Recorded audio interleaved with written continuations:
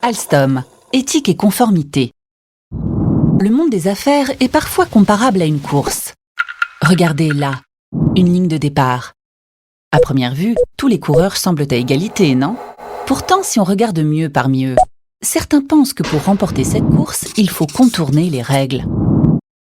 Dans le monde des affaires, il peut arriver que certaines entreprises pensent ainsi pouvoir gagner une compétition. Contrats surévalués, commissions reversées, dessous de table, cadeaux, avantages particuliers. De nombreux moyens de corruption existent. On estime à 5% du PIB mondial le coût annuel de la corruption, soit 600 milliards de dollars. Aujourd'hui, les États se mobilisent pour lutter contre ces pratiques, et ce sont les qualités réelles de l'entreprise et de son offre qui doivent déterminer les conditions du succès. À la fin des années 70, le gouvernement américain est le premier à instaurer une législation interdisant la corruption d'agents publics à l'étranger. Dès 1997, à l'initiative de l'OCDE, le reste du monde prend peu à peu le problème à bras-le-corps. C'est une date charnière pour la lutte contre la corruption. Les 34 États membres de l'OCDE signent une convention qu'ils ont ensuite transposée dans le cadre national, chacun renforçant ainsi sa capacité de condamner la corruption.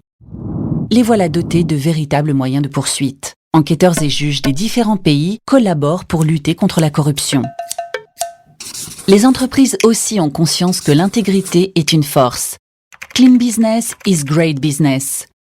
Les qualités et performances de leurs offres sont le meilleur gage de leur réussite. C'est bien simple, l'éthique est un équilibre qu'il faut tenir pour garder la confiance des clients et de tous ceux qui accompagnent l'entreprise. Aujourd'hui, les entreprises doivent se donner tous les moyens pour éviter toute corruption dans leurs transactions. Mais alors, comment un grand groupe international, présent dans de nombreux pays, peut-il s'assurer que partout ces règles éthiques sont partagées? Car l'éthique est un facteur clé de compétitivité. Et cela, les grands groupes internationaux l'ont bien compris et adoptent une culture anti-corruption. Pour ce faire, il s'impose d'abord le strict respect des réglementations nationales et internationales. C'est ce qu'on appelle la conformité. Ensuite, il leur faut dépasser le simple respect de la loi en développant une ambition d'intégrité soutenue par le top management et partagée par tous les collaborateurs. Ainsi, en conjuguant conformité et éthique, les grandes entreprises internationales, aux côtés des États et des grandes organisations, participent dans leur domaine à la lutte contre la corruption. Avec Alstom, cette vision de l'entreprise s'exprime depuis le début des années 2000.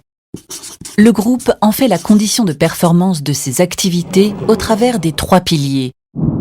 Un code d'éthique régulièrement enrichi, une direction de l'éthique et de la conformité qui a toute l'indépendance et l'autorité nécessaires pour établir des règles pratiques qui complètent le code d'éthique. Enfin, une application de ces règles sur le terrain dans le cadre de son programme d'intégrité.